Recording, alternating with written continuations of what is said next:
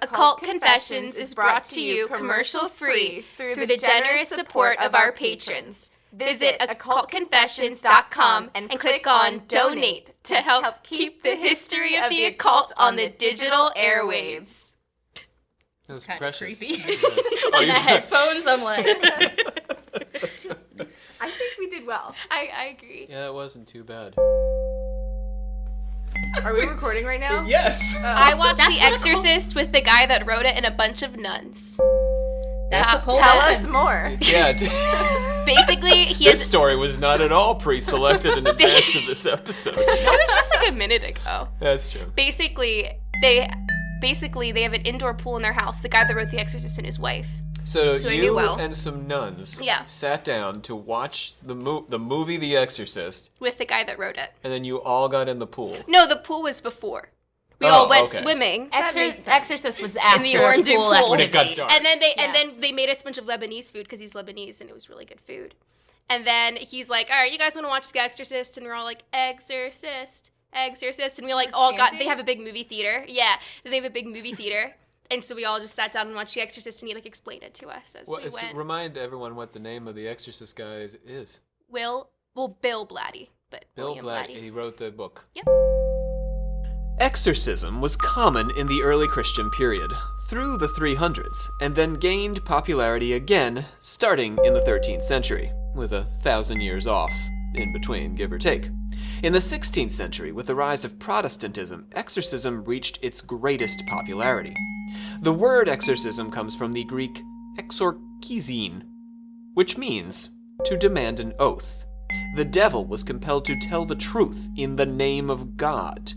This oath was essential to the next step, the interrogation in which the exorcist worked to get the demon's name. This practice waned, especially after the Salem witch trials, when exorcists concluded that the demon often lies about himself and those he associates with. Next came physical torture. This was a regular feature of exorcisms during the days of the Roman Empire, fell out of favor during the Middle Ages when judicial torture was banned, and then returned in the Renaissance. Exorcists argued that the soul could be purified through torture, that torture always extracted the truth, and that they were punishing the demon and not the person the demon occupied. Body and soul were intimately connected, and so disciplining the body would discipline the soul and drive out the devil. Finally, the exorcist would apply holy objects like the Eucharist, the priest's vestments, or holy relics like remnants of the true cross or a crucifix blessed by the Pope. My name is Rob C. Thompson. I am the Supreme Hierophant of our secret order of alchemical actors. I am joined this day for our Exorcism episode by our Grand Master, Olivia Litterall. Hello. How are things? Well, I don't have a demon inside of me. Awesome. But I guess we don't know unless we try to exorcise me. Get it out. Well, we'll see how the night goes. Riley? You're not, you're I'm not foaming at the mouth No. yet, or vomiting, speaking in tongues. or my head's not spinning No. around. You seem pretty unpossessed. I'll start floating above this chair in a minute, though. Riley Claxton, our resident Catholic. Hi there. Hey. Aw. Hey there. There it is. Okay. Might be So- exercising someone later. Maybe, I don't know. Could happen. From And my holy water. oh, good. Actually, I meant to, but I didn't. Just in We case. have a lot in our You house. forgot. We It's have it. fine. I get Every it. room has some. We Well, good. this stage doubles as a church sometimes, so there might be some in the back. We do have Catholic some one, No, it's though. not a Catholic church. Jesus No. shots in the back. We have Jesus shots. How about yeah, that? but not the real ones. And Lucy Bond, our neophyte, Hello. back in the saddle. It's been a little while. It has been a couple months. Well, we're excited to have you. I know. Today I woke up and I was like, what am I going to do with my day off? And turns out I'm going to learn more about the occult. Right. Expand my knowledge. What better? And the Christian occult, even better. Yes. We, the members. Of the secret order of alchemical actors, do solemnly commit ourselves to a full and honest telling of the history of the occult as far as we know it. You did a lot better that time, Right? Lucy. Right? Oh, nice. Well, I've been listening. There so you I hear go. it. Do you pause and go back sometimes? We're saying I did that today. Today I listened to the demon episode as some research And yeah, I did go You a go couple back, times yeah. and practice. You might be the first person to do that. It's pretty smart. Yeah, it's a actually, good move. 'cause everyone else just drowns. Yeah, they just fall into it. Damage. Let's get to our 3 plugs. Plug, plug, plug.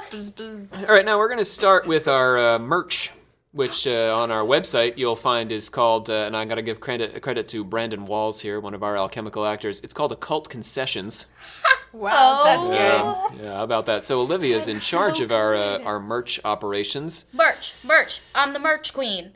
Come get your merch. What kind of from merch? me? What a merge. What kind we of got? Only t-shirts. Right now we are that's still cool. exclusively a t-shirt business, but we are hoping to roll out some more items But the soon. more merch we sell, Right. the more merch space we have can open. have. So we want to Yes. thank Mickey M, who beta tested our merch page Yeah. and was the first to order a shirt from us. Thanks, Yeah. Mickey. And he's earned the title Adeptus Beta for this. He requested it, but I was okay with it. Oh, okay. All right, let's turn to our patrons next. We've got Madeline HD, who thinks we should have more patrons. We couldn't agree Yeah. more. Wow. Yeah, she's about right on that? it with that.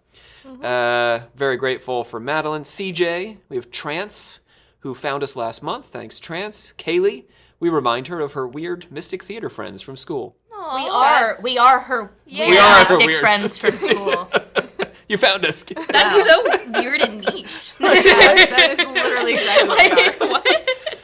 What? We've got Renee B, thank you very much. And Tyler J, Jake J, Dylan M, who wants to know why Olivia doesn't just go all in and call herself a pagan pure and simple.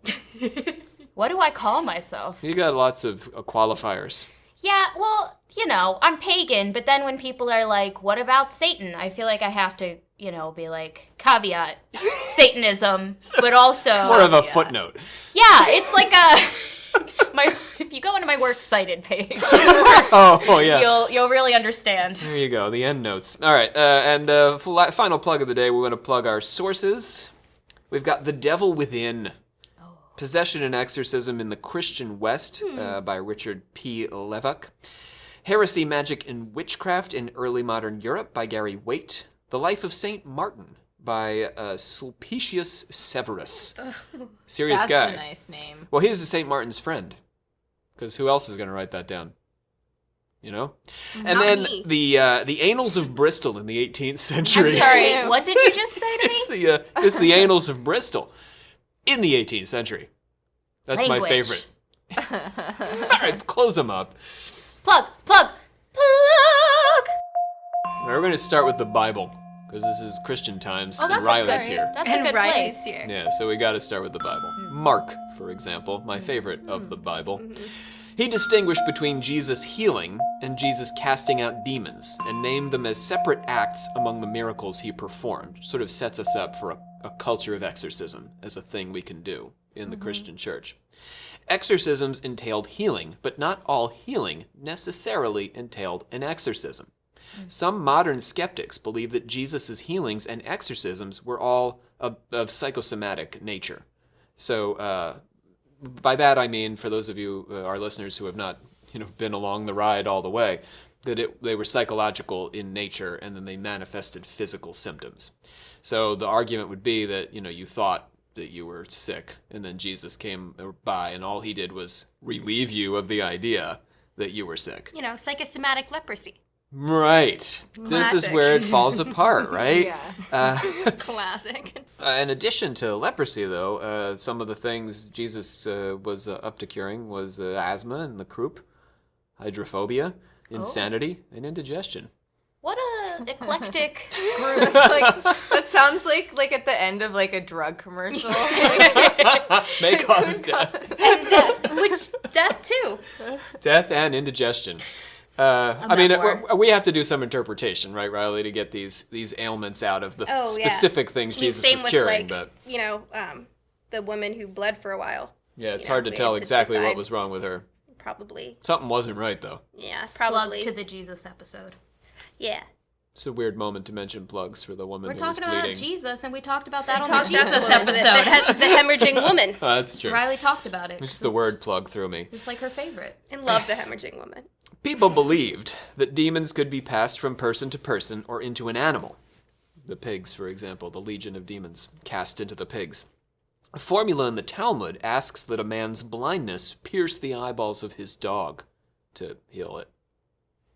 What in the hell? Wait, he had to stab his own dog's eyes to heal his blindness? No, like the spirit would move the blindness into I thought you were saying to cure him was blind. Yeah. Oh. Yeah, the dog would catch the blindness and the guy would be good. Well, that's shitty.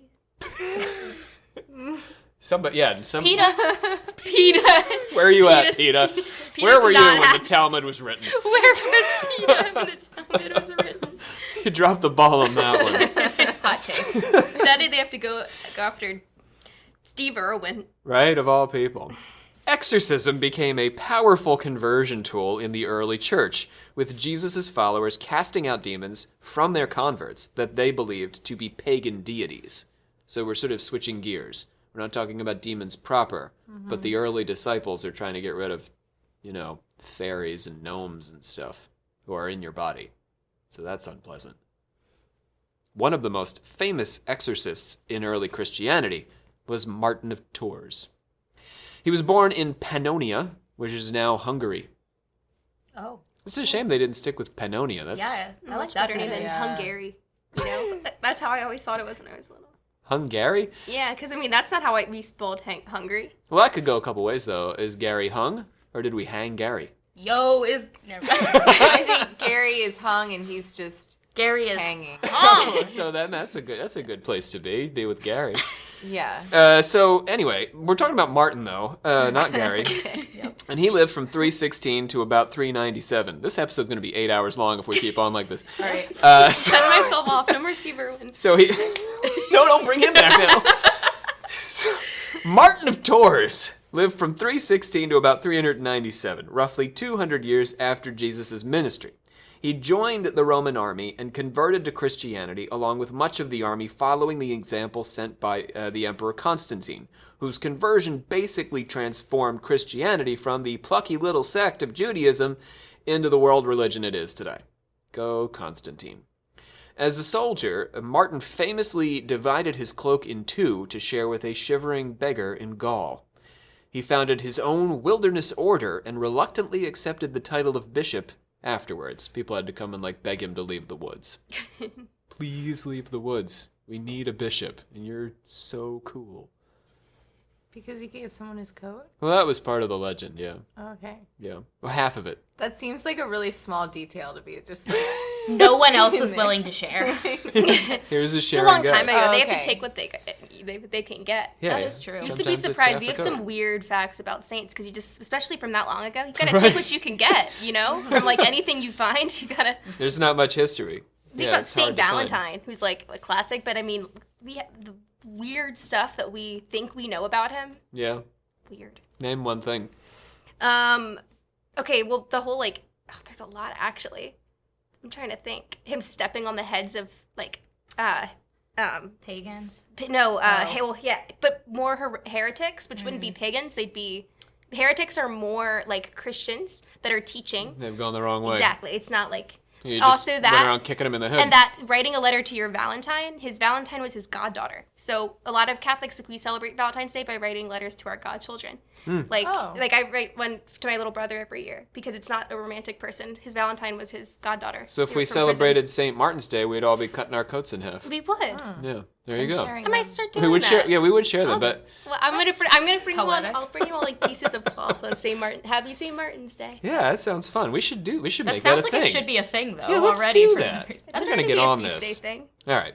Again, 8-hour episode God, today. this is so listeners, bad. just so you know. All right. So Martin achieved a series of miracles in his lifetime. He raised several people from the dead. He confronted the devil on the road, and with his faith in Christ expelled him when he tried to discourage the young monk. And he destroyed a pagan temple while the heathens looked on, protected by 2 angels. Martin was protected. Angels. Not the pagans. No, they're just watching. Olivia's writhing. It's fine. I know what history is. This is what the saints are up to. Okay, so destruction of non-Christian objects and places of worship was a theme for Martin. Sorry, Olivia, it's going to get worse. No, I know. There was apparently a monument that had been raised over the bodies of people believed to be martyrs somewhere in his bishopric. Yeah? Bishopric? Did I get that right? That's Bishopric. a word? Yeah, it's where your bishop village. We call it like a diocese. Yeah. Now. But that's cooler. I know, I agree. We've broken up with all the good words. Pannonia, bishopric. Bishop. Martin prayed over the monument that the spirit of the dead man buried there should appear. The shade materialized, and Martin questioned it, learning that this person had not in fact been a Christian martyr, but rather a thief who had been beheaded for his crimes. People nearby did not see the shade as Martin did, but they heard the voice. Having ferreted out the truth, Martin had the altar destroyed. Loved to destroy things. Just his bag. And he exorcised demons. Described by his friend Sulpicius Severus in his hagiographic Life of Saint Martin. Riley, quick definition, hagiography, go.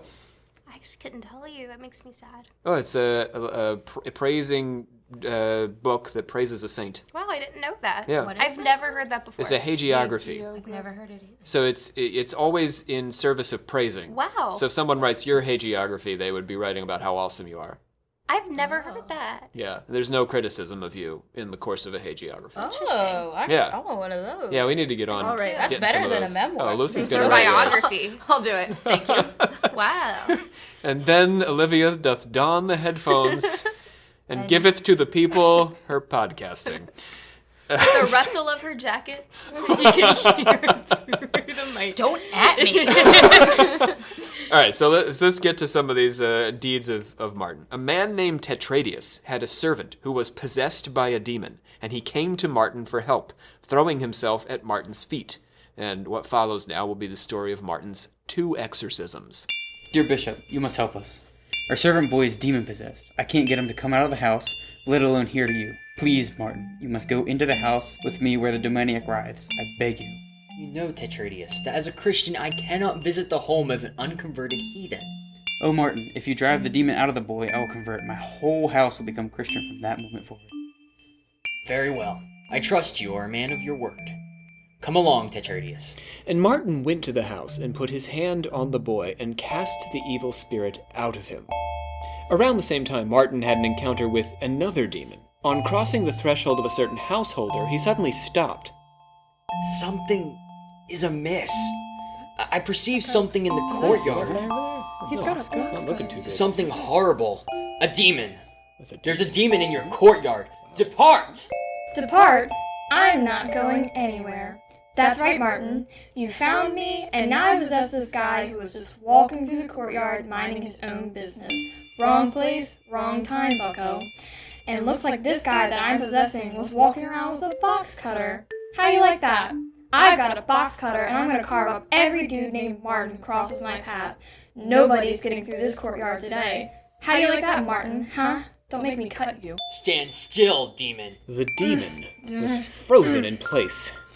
Okay, so maybe I won't carve you up with my box cutter, but I still got some teeth and ash. I'll bite you, Martin. I'll bite you and anyone who comes through close to this fine set of incisors. Martin stuck his fingers in the possessed man's mouth. Oh my God. That's a strange thing to do. If you possess any power, devour these. Guess I'd rather not. And then Severus says, rather cryptically, when he was compelled by punishments and tortures to flee out of the possessed body, while he had no power of escaping by the mouth, he was cast out by means of a deflection of the belly, leaving disgusting traces behind him. That's all a direct quote from Severus. Vomiting? Yeah. Yeah, so I looked up the word deflection because, yes, with my years of schooling, I had never seen this word before, and it means a flushing out. So like vomiting. So vomiting. Or Diarrhea? It That. could have gone in. Which end is it? We don't know. We Or don't like know. C-section? did it come out of his nose? Came out of his uterus, is what Riley's trying to say. Let's get on to the Protestant showing. Okay, Yes. so that's early Christianity. We'll put that behind us. Early Christianity believed or held the belief that anyone who believed in Christ could cast out demons. So that's anybody. You're just walking around believing in Christ, you can cast out demons. Yes, you can, and you can. However, when we get to the medieval world, there's going to be more rules. Not just anybody can do it. Yeah. Who can do it now, Riley? Priests. The priest, yeah. Formal exorcism, but we have... Oh, you have informal exorcism. Yeah. Where you don't have to wear a jacket and a tie. It's casual It's affair. more relaxed, so if you don't get the demon, it's okay. Yeah, we'll be back tomorrow. It's not the rite of exorcism, but Okay. we can talk about it later. But Well, I'd love to hear with our listeners. I would Yeah, like to hear. like, So what but, is a like, casual exorcism? I mean, by virtue of baptismal rite, by the priesthood given to you, a baptismal rite, you are able to use basically anything else. There's different types of exorcism prayers. Okay. That we pray throughout the day, the use of holy water, the use of sacramentals. You can bless your own house. You can protect your own house. You can cast evil out of your house, out of, So when do we need a family priest? members. When are When we there not is up to an the task? active possession, Ah, that the rite of exorcism needs to be performed to cast that. when you can see the demon out. tap dancing in front of you, you gotta call the priest. Mm-hmm. But if you're just keeping your house clean, Yeah. you can do Like that on your my own. great grandmother passed away a few weeks ago, and we had that holy water all around her. We could use by ourselves. We didn't need a priest there. Holy water, sacramentals, But Well- you'd have to be baptized, though. You couldn't just, believe. But if we No, you put you could. back to the year Oh, it still would 300, count? you could do that too. Yeah. You Okay. could have cast out demons in 300. But no more. It's the medieval period. So we're more on Riley's system here. Apparently you can clean up your house. Yeah. I bet that's possible in the medieval period, but probably you Yeah. needed the priest, actually. They really liked... I don't know if it was much Being a part of. involved. they like Yeah. to be involved, yeah. But also acts of Kept 'em busy. exorcism, I think, Kept 'em are out a of little trouble. more. Acts of exorcism are a little more common, in your kind of daily faith life. Now that maybe they weren't as much in the medieval time. That's I mean, interesting. there's yeah, so people definitely would be part less of our- inclined to cleanse their house. Yeah, I mean, definitely, acts of exorcism are really. I mean, even just in the daily prayers we pray and different that's- acts, it's very much part of our day-to-day faith life now. So what was interesting about medieval exorcism, getting back to the 1200s and so, is that you as an exorcist, your personal moral virtue was tied to the success of your exorcism. So it was not just through Jesus. It was also through your faith and morality that you could... So, the holier you Yeah. were, the more successful you were means the holier you are. Yep, less holy, less success. So this made exorcism fairly unique among the sacraments. As Riley will tell you, your priest could be pretty amoral and your wedding will still count. Right? But your exorcism might not count. So, Protestants maintained the laity's ability to perform exorcisms. So when there were folks outside the church, it's true that anyone could do it. Before the year 1200, demoniacs generally suffered physical symptoms: convulsions, contortions, enhanced strength, sort of like if you're on angel dust or something. PCP. Oh, I was going to say PCP. Yeah, that's what we called it in the DARE program when I was in the 8th grade. Angel, you called it angel dust? So that's what the cop would come in. 'Cause he and be didn't wanna like- actually he say would the name, word. No, he would name all the things. Angel dust, also known as PCP. So I would always hear them I together. found my Dare t-shirt from back in the day a while ago. They're kind of They sell them at Cool Forever looking 21 t-shirts. now. Yeah. Oh, really? Yeah, they're like a trendy Nancy thing to Reagan wear. was a very stylish woman. So, what I'm trying to say is it's like bath salts. Being possessed by a demon is like sniffing the bath salts. So, after 1200, scholastic study of demons led to demoniacs speaking in foreign tongues and prophesying, and exorcists began to focus on extracting information from the demon. Yeah. So there's a sort of correlation between us getting more interest in the demon. So as the scholar explores the topic, the priest knows more about it, and it actually changes the way people are possessed. The demon gets more vocal. Yeah. Well, and it's also, so the rule about it now, too, is for exorcists during, they call the interrogation of the demon, and then draws the demon basically to tell the truth, which is, irritates the demon because, like we say, it's, it is a liar. Right. So it irritates the demon. But, that it should never be out of curiosity, that you're not just asking the demon questions because you're curious. It's always, it's for the purpose of of the exorcism. That it's never it should never be out of curiosity. What if it's out of curiosity? What are you risking? I don't know, actually. I think it's not like the exorcism will go wrong, but that then the intention isn't pure, that it becomes something selfish, whereas the priest, it's not it's not about him. Like, He's yeah. So how would they providing a service? I guess I'm thinking about like Solomon. Well, he was a Jew. Like, I know, but like different rule. I mean, it's a whole not. different Yeah. kind of- No, I guess but it I'm is based saying, on like- Solomon in Yeah. part. I mean, That's- all those parts of the. Yeah, I guess I'm. Yeah, and you did make the point, like, in the last episode that the more that you, like, get to know your demon, like, it gets to know you and that whole, like, control thing. Well, that's the Right. whole part of Can it, turn too, the is tables. very, like, keeping that very, that it's the purpose of freeing the person. And it's odd. We do glean things from the interrogations. There's this priest who just passed away recently, like 93, who was, like, the Vatican's, like, big guy exorcist. He's written a few books on, like, conversations that he's had with demons and Satan, like, throughout it's really interesting, but that it was Getting never it for out. himself out of curiosity. I guess that's why I'm saying like Yeah. Solomon would be distasteful. It's like Right. in Well, he was building the comparison. temple for God. But still, I feel like you could Yeah, he was argue as yeah. kind He of had selfish reasons. Personal stake. Yeah, it feels that way when you read about Solomon, that he was definitely personally invested in controlling demons. Yeah. Like, he enjoyed that. And that it shouldn't be about pride. That the point is that then pride isn't allowed. And that's the other thing, is that, like, Right. each diocese has an exorcist, a priest that has an exorcist, but you don't know who it is. It's a really weird thing, is because the point is that they don't, that, like, you can go to your parish priest and then he can Hook they you rule up. out all the other factors. Oh, okay. right? But Before then- they call the exorcist. Yes, yeah. But that the point is, but it's also, so it's fun. It's for, like, protection of the guy. Like, if everyone knew, like, who that was, just Yeah. that. But also the pride part of it. Like it's not. Yeah, it's Like not an executioner. like, I'm the exorcist. Like, Yeah, and then Yeah. people flocking to him and whatever. Yeah. But that it's also a pride thing. That, like, this guy, again, that it's not for his own curiosity that he's interrogating, because it's not like, oh, well, I got this answer and I got whatever. The point is that it's a service. Right, because the It's priest his who's gift the that he's exorcist is serving. the cool priest. Right, so he shouldn't. He's I a- understand. the spiritual Yeah. gift. Right. But that it shouldn't be about pride. That it's purely a service that he's giving, and Feels it's very nothing else. Buddhist to me now. Oh yeah. Yeah. Hmm. To not put yourself before. The more you get wound up in your own ego, the further you get That's from probably the anything whole like point of- enlightenment. is not your amigo. Yes, I believe Nancy Reagan made T-shirts to that effect as well.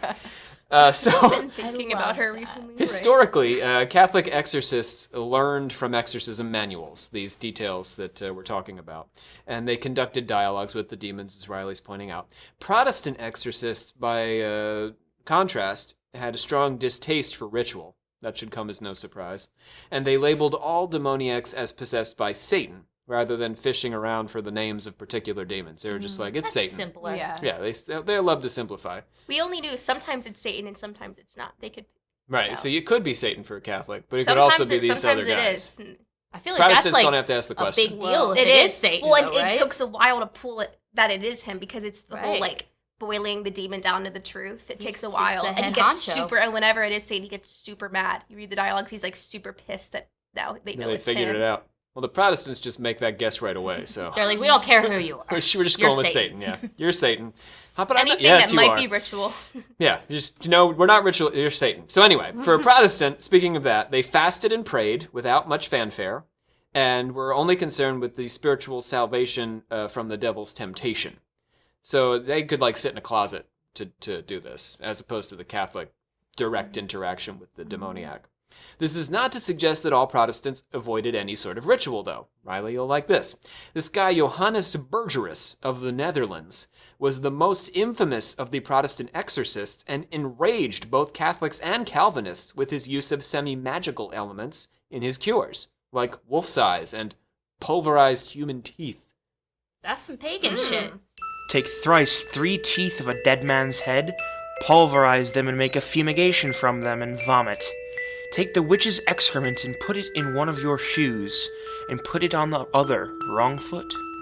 It just sounds like a grimoire. Yeah, pretty much.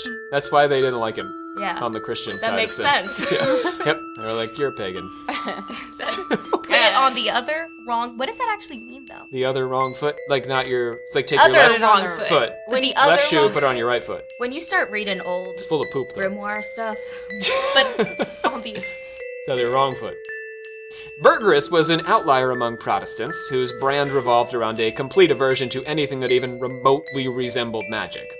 During the War of Religion, after the rise of Protestantism across Europe, Catholics and Protestants competed over whose exorcisms were the most effective. You're just like catcalling each other in the street, right? Protestants called the Catholics' exorcisms magical rather than religious. Unlike Bergerus's teeth and excrement, Catholics tended to utilize the Eucharist to drive out the devil. You need an implement, right? Mm-hmm. In France, the Eucharist was featured in exorcisms performed before large crowds. I have a friend who's now a priest. When he was a seminarian, he was a part of an exorcism in Haiti. Ooh. Of a little 10-year-old girl, and they used the Eucharist. They were doing they're in a big community there, and this little girl, he said it Zombie. Zombie. Yeah, it's one of the Haitian deities. Yeah, it was one of their La Grande Zombie. Yeah, and the 10-year-old girl was foaming at the mouth and writhing on the floor, and then he said that she started speaking Latin, and she was and this was an uneducated girl, an uneducated little girl who spoke Creole, maybe a little French, and was speaking these insane Latin phrases as they were she was writhing on the ground, but they used the Eucharist. So you're telling me she was possessed by one of her own gods? So the Catholics are still labeling pagan deities as demons? What did he say? Or that it was something they were the town that they were in. I forget what he was talking about. That something they were practicing. Regardless. Interesting. Yeah. All right.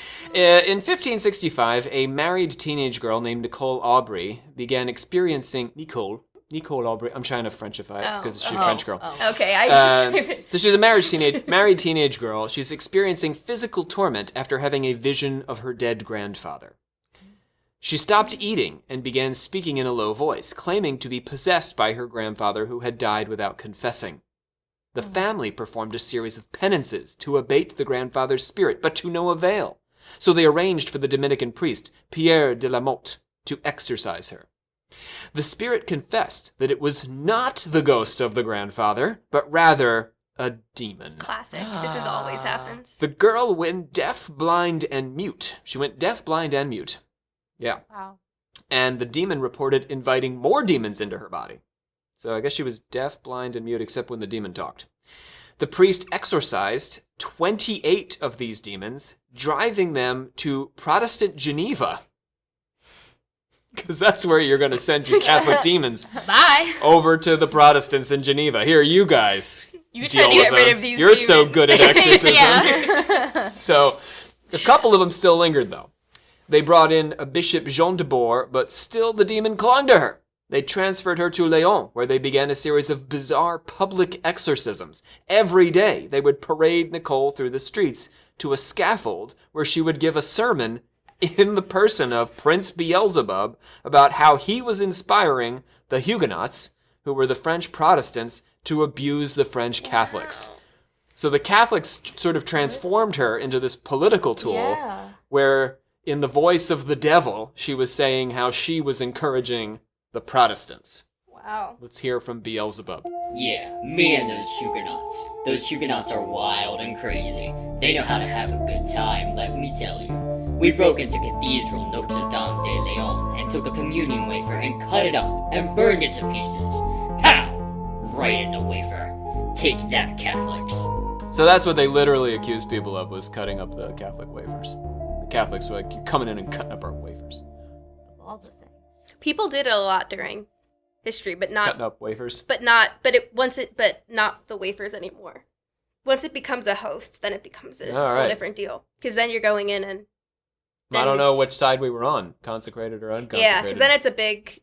I mean, because once it's a consecrated host, because people will do that. That's why it's like. Well, that was the intention, I think. The intention, yeah. But even that's what they like, because people did it for a while, and so that's why like you have to receive it right away, so that you don't like take Jesus, like you don't like take him like anywhere. Like it's very like protective of that, because people would take it, and then remember like people trying to sell them online, and then like doing things, and I mean that's also recent, but like throughout history of people like desecrating them and get their hands on it. So this actually worked, though. Fun fact: some Huguenots were converted through these exercises. Particularly when the Bishop of Lyon held up a communion wafer and, using the wafer, managed to drive the last of her demons out. Others, of course, mocked the whole exercise as a farce and ridiculous. Catholic exorcisms were generally more effective than Protestant exorcisms, in part because more was done to the patient. So, Protestants tended to fast and pray in their little closet away from the actual victim of possession, whereas Catholics went through their whole routine and reinforced the patient's view that they were possessed, first of all, and then offered a tangible remedy. So just from a psychosomatic faith healing perspective, the Catholics have got a much more effective system. If you're sitting there writhing on the floor and I'm like, I'll be back in 3 days. I must go to my closet. Right. Yeah, as opposed to like, hovering over you and demanding to know the name and all these things. It's the same thing as like, what's it called? Churches. Why can't I think of? Like where they like the laying. The laying of the ones, hands and the The faith heal, the charismatics. Yeah. Yeah, there's a very Charismatic specific Protestants, charismatic Catholics type of exist church as I was well. trying to think of, but I don't The ones on like YouTube. Pentecostals. There's like do Maybe some of that's what this. I'm thinking. to But- some extent. Depends Yeah, on it the- varies. Yeah. Yeah, it varies. But it's like that, laying of hands, and if you just keep coming at someone eventually, I mean. out goes the demon. Yeah. You are healed. So belief in exorcism also encouraged belief in possession, though. So it sort of fed itself. So there tended to be more Catholics who believed that they were possessed and in need of exorcism than Protestants. Protestants were not big on exorcism in the first place. So with a stronger culture of exorcism comes a stronger culture of possession. Exorcism had a more difficult life in England. The Church of England was very politically powerful and had the exorcists rounded up and imprisoned within a year. One of the most famous of the English exorcists was William Weston, who was responsible for healing some 500 demoniacs. Weston was imprisoned in 1586, moved to Wisbeck Castle in 1588, the Tower of London in 1599, and finally exiled to Spain. Other exorcists were not so lucky, they were just executed. Let's move on, on that lovely note, to the subject of demoniacs and medicine. So all possessions did not have natural medical causes, contrary to a belief among some scholars that has lasted for, at this point, a few hundred years. Through the medieval period, Christian scholars argued that the diseases caused by demons were epilepsy, melancholy, and hysteria, all psychological ailments. Olivia's not buying it. Well, hysteria, Oh, yeah, right. Whenever that comes into play. I mean, it was a real thing that people experienced, but yeah, highly cultured. Women with hysteria. It's the same is true today. Some mental illnesses continue to be culturally conditioned.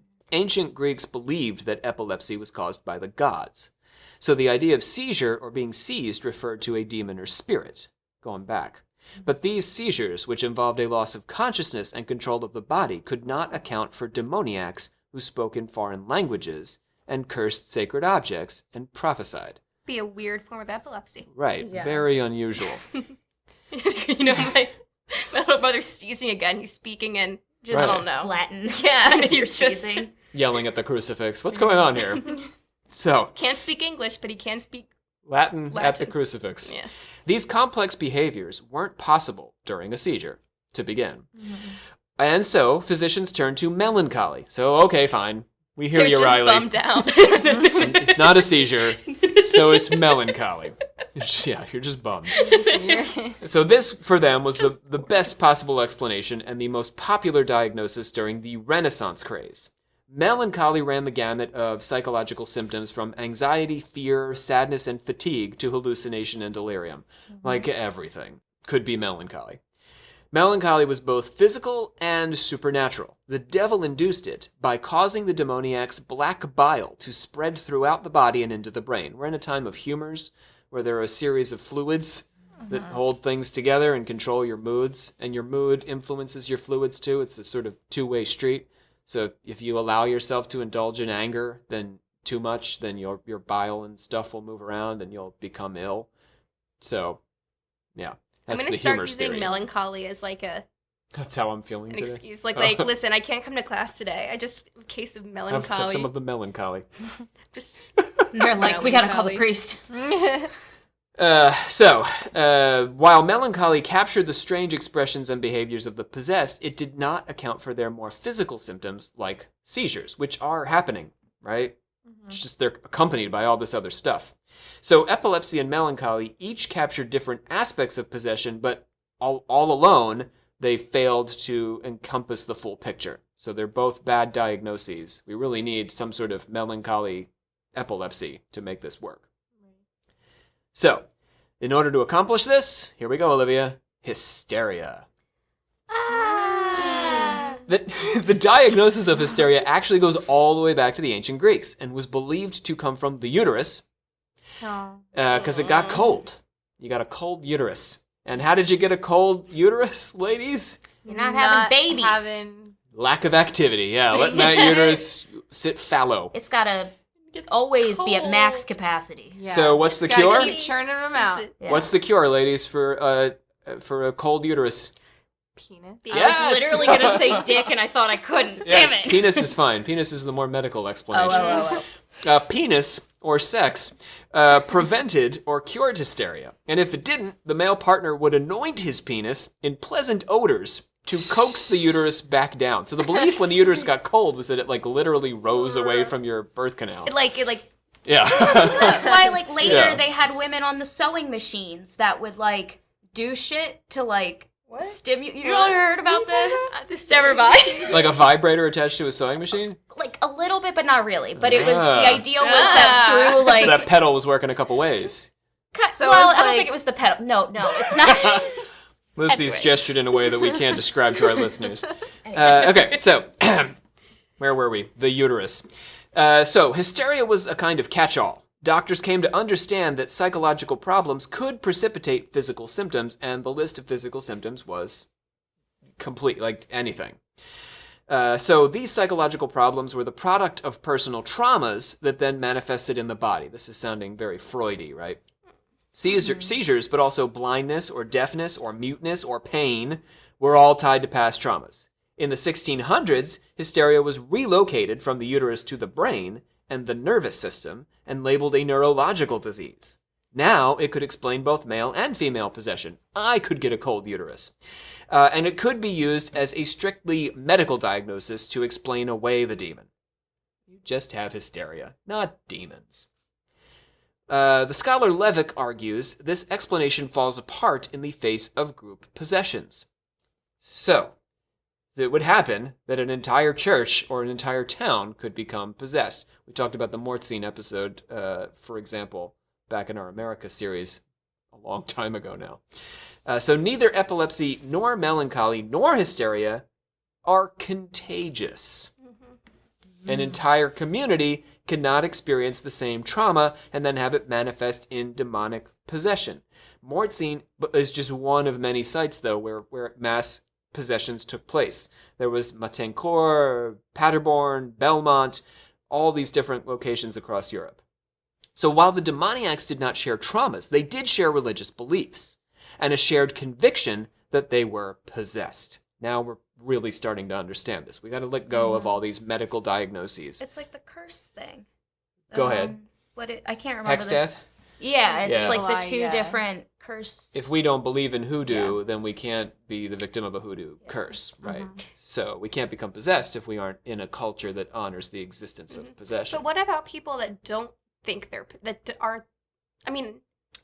saying like people that Don't display but don't think that they're possessed? Yeah, like the people that they're not calling their priest saying I'm possessed, but that they're, people that aren't actively believing that they're possessed, but they're showing the signs or they're yeah. Well, I'm going to talk out of school a little bit. I would say that from my study of consciousness, the mind can manifest symptoms of our belief while denying at the same time. Absolutely, yeah. So it's sort of, like when you fall in love with the wrong person, you say, I don't like that person, but you do. Yeah. Right. I would say that's a sort of similar situation. Yeah. Absolutely.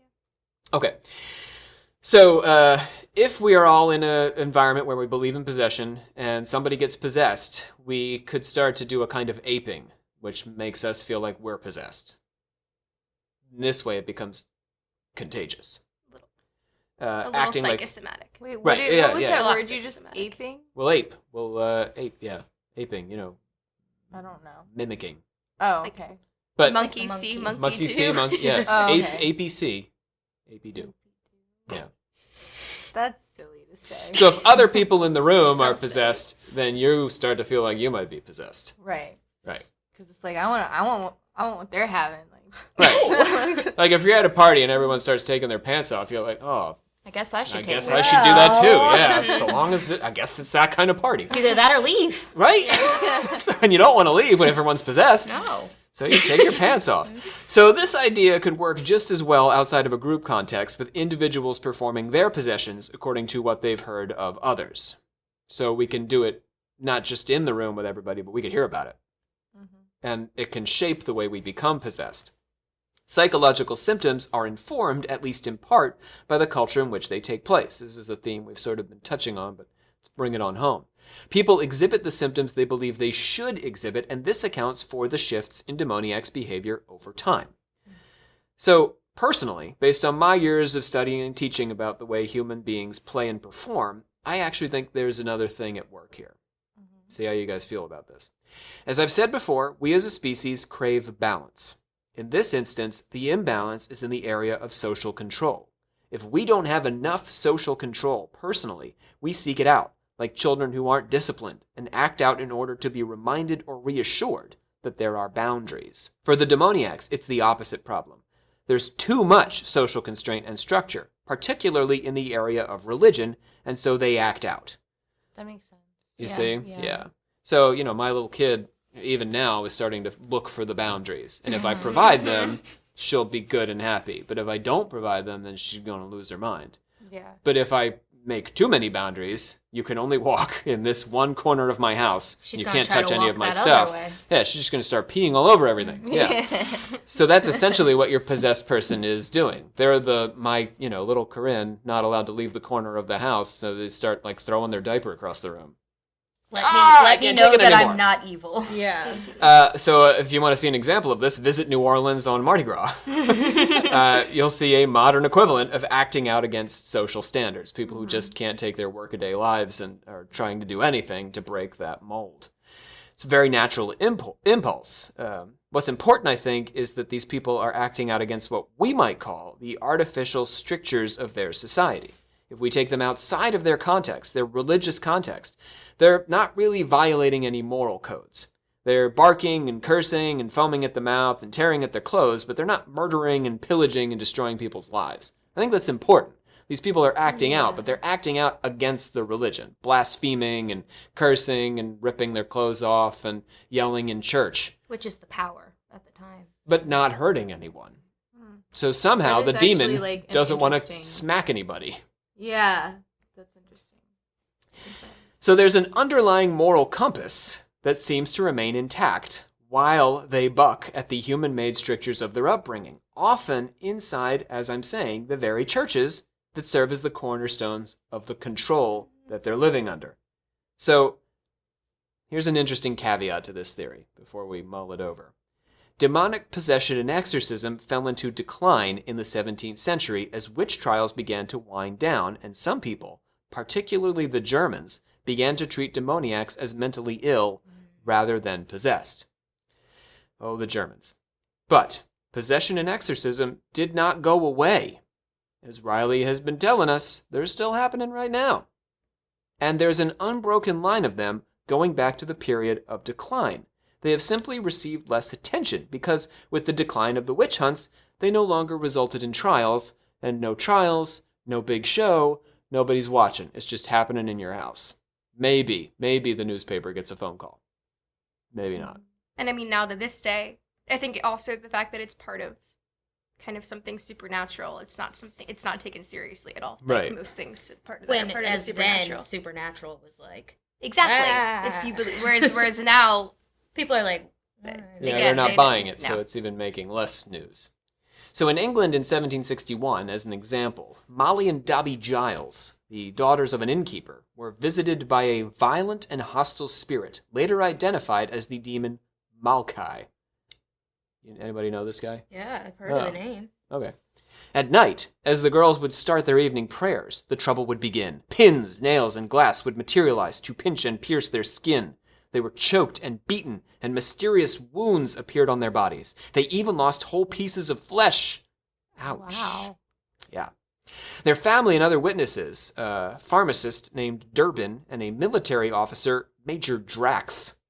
What a character that is. Like Durbin a Dickens and Drax. novel. Yeah, right? Here come Durbin and Drax from Molly and Dobby.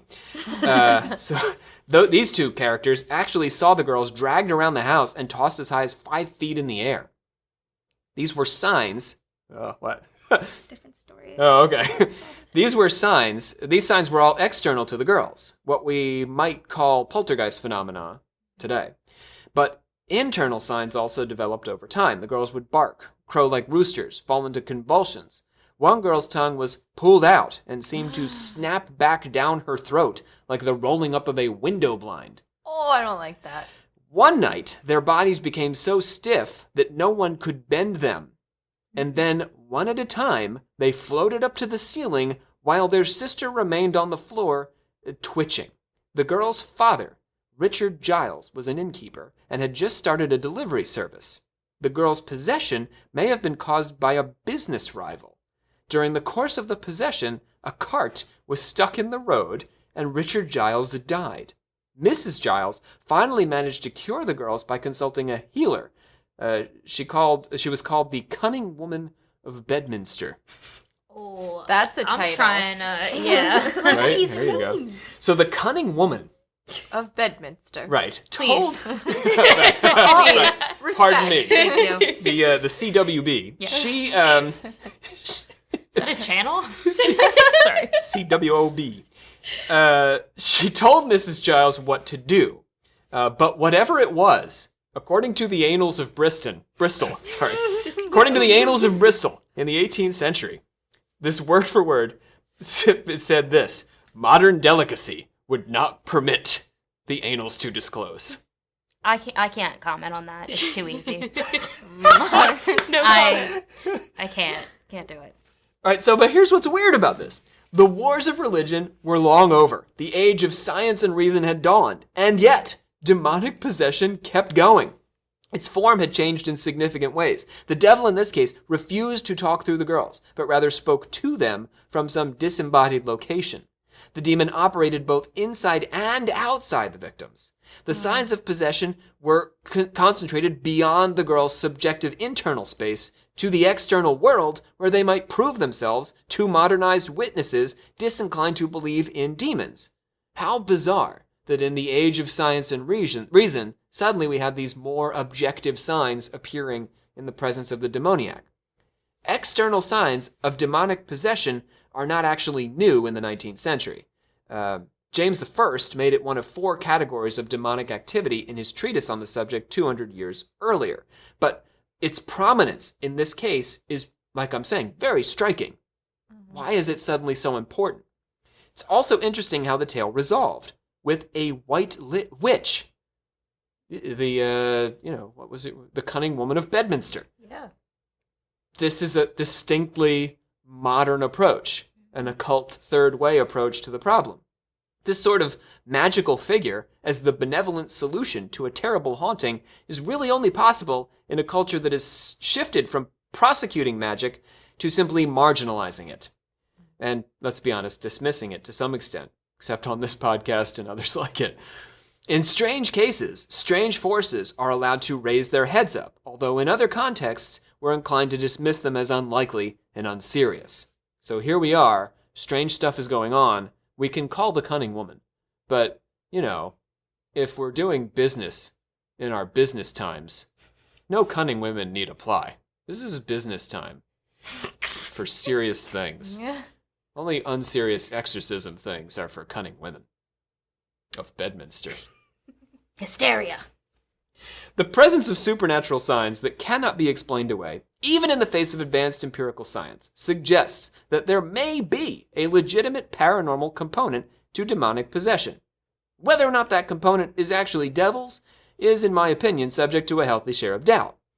There are certain correlations between the victims.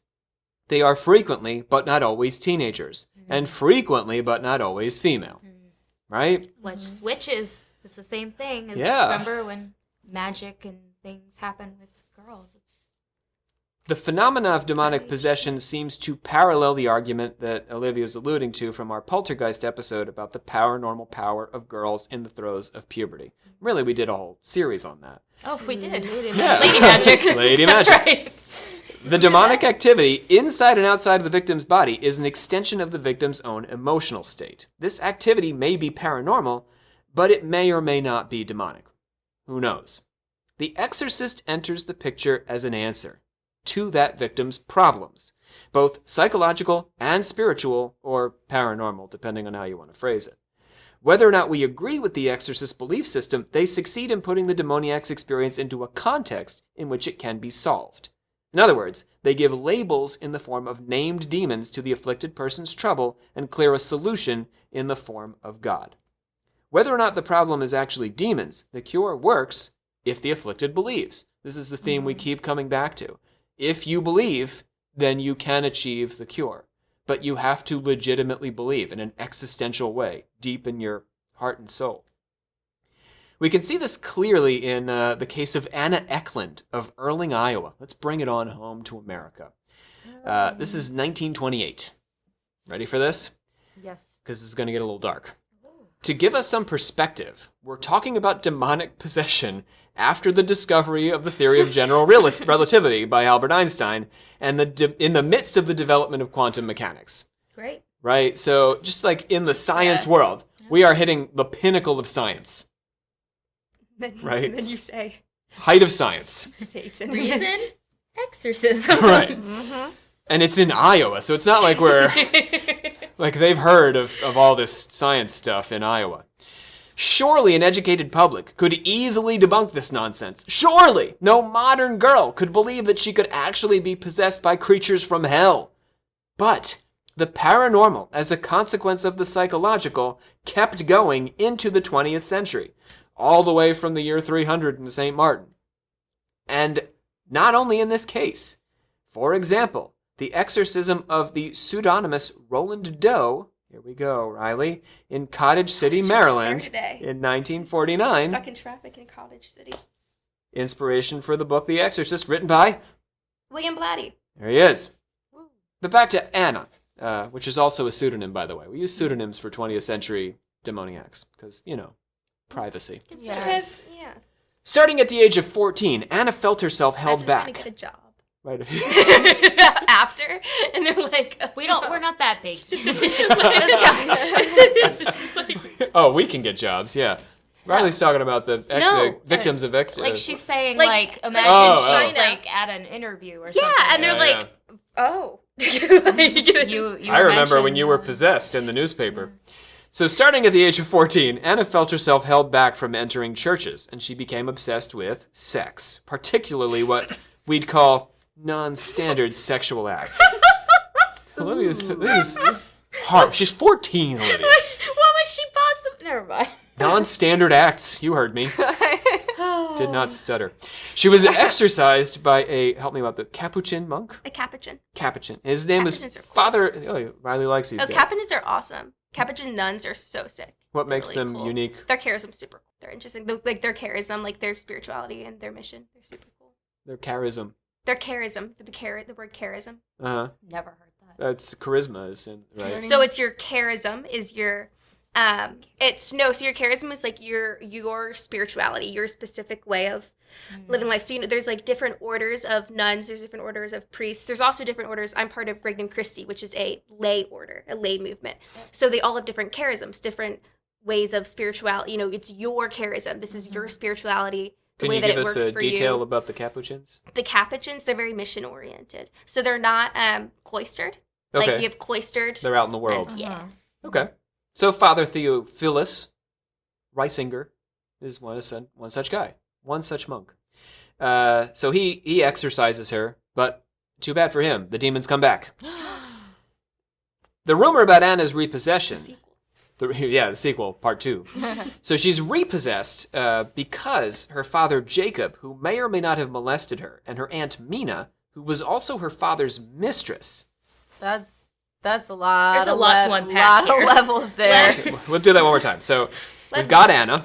Yep. Anna. Her dad Jacob might have molested her. Question mark. Her Aunt Mina is sleeping with Dad. Aunt Jacob. Mina, Is Aunt mom's Mina- sister. Mom's sister. Not incestual. Right, no, it's Okay. Mom's sister. Oh, yeah. All right, okay. That was I was. Unpacked. I thought we were talking incest. Consider it unpacked. But let me tell you another thing about Mina. Incest because of the dad. And the... True. Mina So, may well, or may question mark, not also be incest? some kind of witch character because she curses Anna. Oh. Or Anna believes that Mina curses her. Damn. Okay. So the backstory is relatively sketchy, as you can tell, but the exorcism itself is well documented. During this second possession, Anna claimed to be occupied by a host of spirits. Who has gathered in this body? We are Lucifer and Beelzebub. We are Judas Iscariot and Jacob the father and Mina, the aunt and mistress of Jacob. We ghosts are far worse than any of the others gathered here, for we have defiled and tainted all things holy in the name of cursing the child Anna. So there is also, though, a difference between evil spirits and demons. Like, you could still be a spirit, like a dead, like among the dead, right? But be an evil spirit and not be a demon. A demon was not a living person. But if at you're a every bad point. spirit, you can't possess people. So so you Judas don't really get shouldn't lumped be in in the with mix. the demons. I guess not. No. That's But the you would surprise. still. I guess you could still call a demon an evil spirit. Well, do you have like a poltergeist? Is that like I guess we're getting too Yeah, technical, but a dead like demons aren't dead people. Aren't dead souls. Like they're their own thing. But evil spirits are still present on Earth. They just don't really possess you, but they can So still she's appear off to you. canon here There's- by yeah. claiming that Judas and Jacob and Mina Yeah. are all up in her body. But they maybe were just like there were some demons. They were and there, they were just maybe. like Maybe there they were part of the chilling, party. like seeing cows. Yeah, go like you down. can see people. Like you can see. Let's hear some more They about appear Anna. to you. She levitated. She leapt onto the wall above her door and stayed there in a crouched position, defying Like Spider-Man? gravity. Yes. That's a full Spider-Man pose. She peed buckets, even though she did not appear to take much in the way of food or drink. There's always gross stuff with exorcisms, right?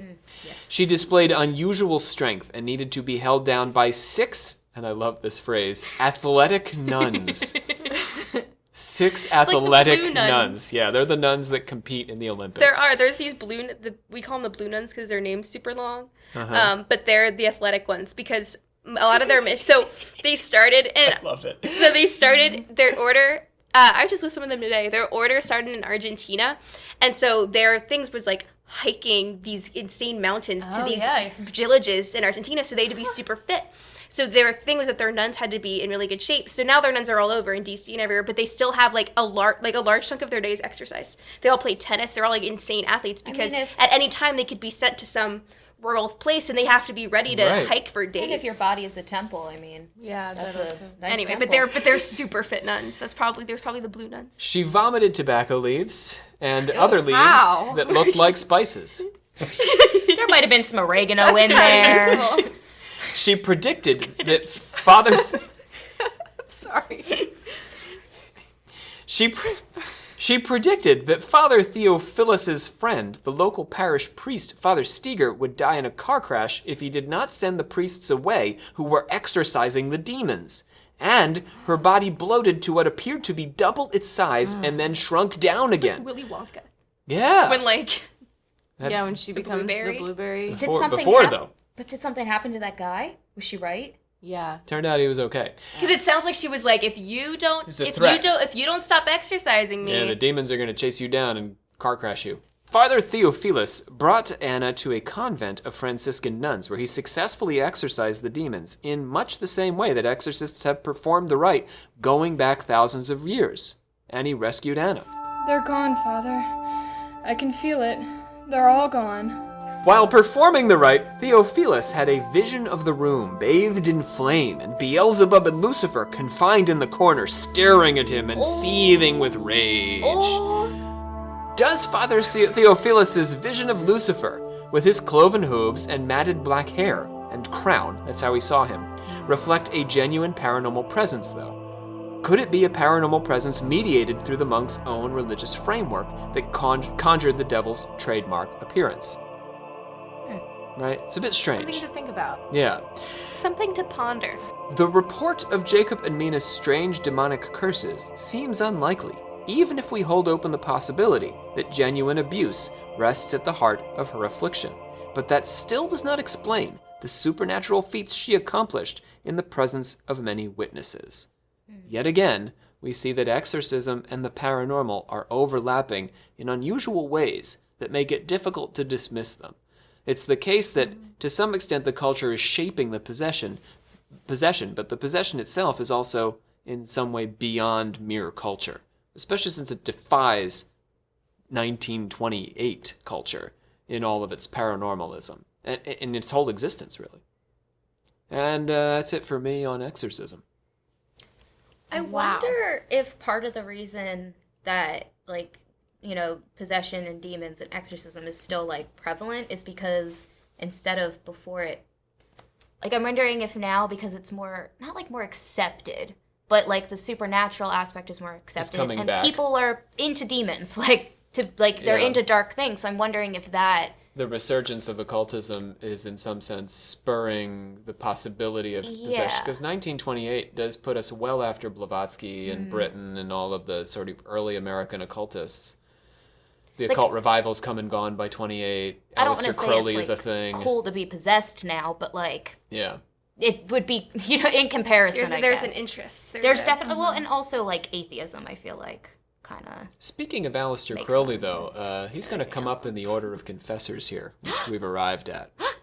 We get to talk about demons, Satan, and Crowley in the same episode? I don't know if you're going to like this. Oh, we're going to fight. We're going to see. It comes from our friend Emery, but we'll wait. We got to talk about our reviews first. Emery. We want to thank Klingon Dirty Talk.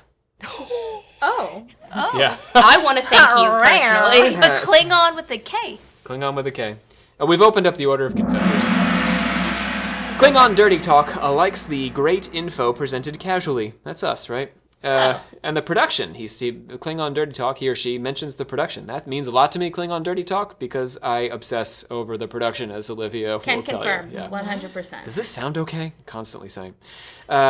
Nick name is taken, try again. Wow. All right. We have such clever listeners. Honestly. Nick Blackhearts Olivia. I Blackheart you. Also, Crystal Ball Candle Moon Witch Face Rock On Hand. All right back at you, buddy. Annie Velinovsky Morgan, who's actually local to us, finds us so spooky. Aww. Mickey Moore, who we've heard from a few times in a few episodes at this point now. Hey, Mickey. Got around to writing a review. Appreciates the research, genuine respect for all varieties of occult crafts. I love this one. We go from making Szazaz laugh to smacking Szazaz with some knowledge. Yeah. I just love that image. Szazaz? That's pretty... Szazaz, yeah. Szazaz is laughing, and we smack Szazaz with some knowledge. Oh, Szazaz is a person. That's Szazaz. Okay. Our new friend Szazaz. Cool. Hi, Szazaz. Yep. Nice I like to meet it. you. Dylan on Facebook has asked whether I really have a PhD. Yes, I do. He True thinks story. we're all joking. Right, and I'm actually publishing in the journal Literature and Theology. So let me say this, Dylan. Give him your work site. Dylan, he's my professor. No, yeah, right. Weird. For reals, but not. He grades my homework. I don't want to overvalue the PhD, though. Maybe is the point I would like to make here. Just because you have a PhD doesn't mean you're very good at things, like you know things or belong talking to people about them. Some people can be very smart and incapable of just making other people understand things, literally teaching, and have that PhD. Other people could have the PhD and have a fairly shallow understanding of their subject matter. It's entirely possible. That's just college. So that doesn't mean you get to have a podcast, or if you have a podcast, doesn't mean you really understand. But the way I like to sort of balance myself is I do the podcast, so that's hopefully proof to at least the people who choose to listen to us that I'm capable of explaining things to people that are important and complicated. And then I publish with real academic journals, and that's proof to me that I know what I'm talking about, because real professional scholars who sit and think for a living have to vet my material. So the article that I have coming out now is actually about Emma Harding Britton, who we talked about in our very first series here. So I've been sitting on that research for quite a while. It takes a very long time to get published. So I started that article when we started this podcast. Wow. Right, and here we are. So, I can get to an audience and I can sort of discuss my theories and ideas with an audience much faster in the podcast than publishing as an academic. So It also reaches a different audience. Regular people get to listen to this, which is important. Public But don't scholarship read, is very important. Yeah. Because, I mean, if you think about the wide world, let's go ahead and riff on this for a second, right? Like, scholars separate themselves from the world. And that's a detriment to the world, because the people who are doing all the talking are not always the people who have really thought deeply about these issues. So I think that we have a responsibility as those of us who are sitting in rooms thinking to make the time and get out there and find a way to communicate with people that connects with them, so that we don't just have these, angry voices screaming atheism or screaming fundamentalism, but real thoughtful people, scholars of religion, stepping into the conversation and saying, wait, we have some questions. Right? Yeah. That's what the podcast is all about, I think. All right, Olivia. Good job.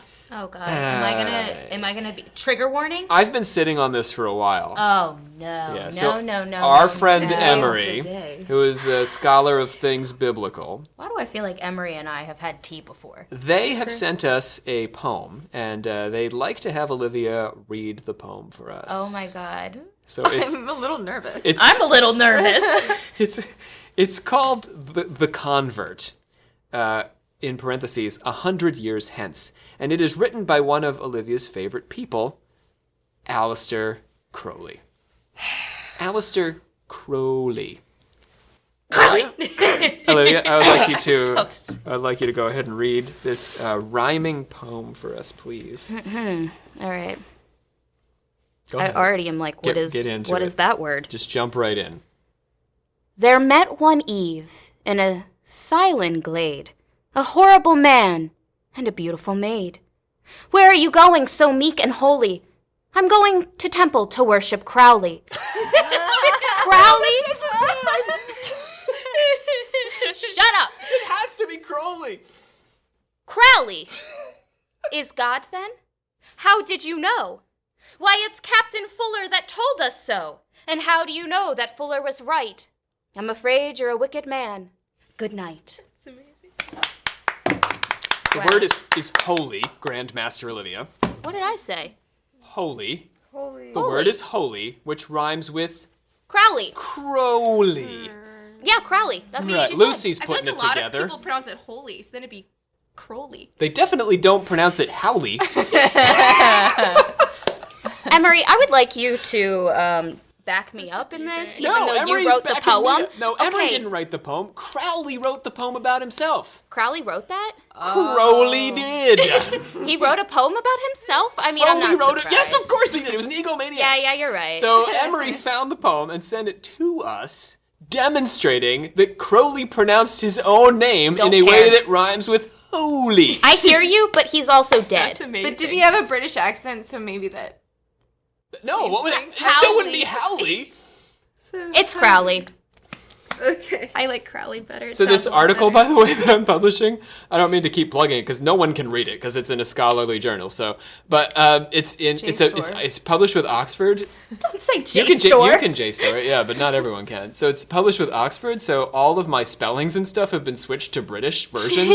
So I seem super fancy and British. I didn't do it because I don't even know how to. But cooler behavior characterizes has an S instead of a Z. Artifact is spelled with an E instead of an I, and all the L words, I didn't know that was a marshaled thing. and compelled, 2 L's.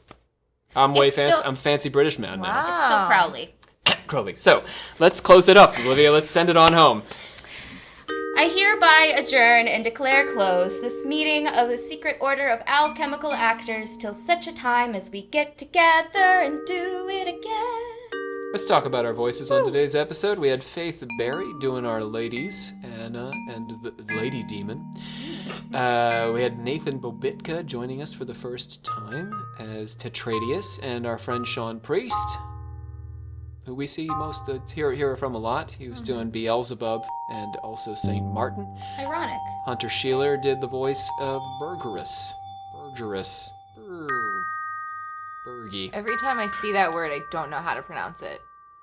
Do you see it often? Like Hannibal. You're thinking about Bergamot? Hannibal Burger. I never know how to say it. Joining us around the circle, we had Lucy Bond, Neophyte. Welcome again. Good to have you. Riley Claxton, our resident Catholic. RC. RC? RC. All right. Yeah. Moving on. Roman Catholic. Oh, that's beautiful. It's also I'm also part of a movement called Regnum Christi. And if All you were the Rosicrucian. Wow, You'd be why is there RC. so many? Like, Is this a conspiracy right now? I think we might be. Maybe she did the Georgian those plaques in Georgia. Riley made those. What? Brother RC. Long-time listeners will know what the heck I'm talking about. Olivia, our Grand Master, who's left the building. Hi, I am always going to say it's Crowley. And I love you, Emery, and I love that poem, and he's such a poetic man, but it's Crowley. It's Crowley. She's very stubborn. My name is Rob. I am your Supreme Hierophant. We record at Chesapeake College's Scenic Campus at the Scenic Academy Theater on the scenic Eastern Shore, where all things are scenic. We'll join you next episode where we coming home to America for an episode on American healers. We'll be talking Mary Baker, Eddie and Phineas Parkhurst, Quimby, and other people with 3 names. Only 3 named people are allowed to heal in America. Biblical times, 1 named people. America, 19th century, 3 names. But if someone has 2 first names, don't trust them. Emma Harding Britton, Andrew Jackson Davis. Okay, we'll catch you next time. Helena Petrovna Blavatsky. Bye. Bill Blatty, but Bill William Blatty. He wrote the book. Yep, William Blatty. Based on, he's from Maryland. The Exorcist takes place, the original story was from, Silver Spring? Maybe Bethesda. Silver Spring. It's a young man. Little boy. Well, the little boy, yeah, I thought it was St. Louis. It was St. Louis, Missouri, that happened. No, it was here. The little boy. The little boy? What's his name? Why did I think it was in St. Louis? With the Jesuits. It's down here somewhere. St. Louis.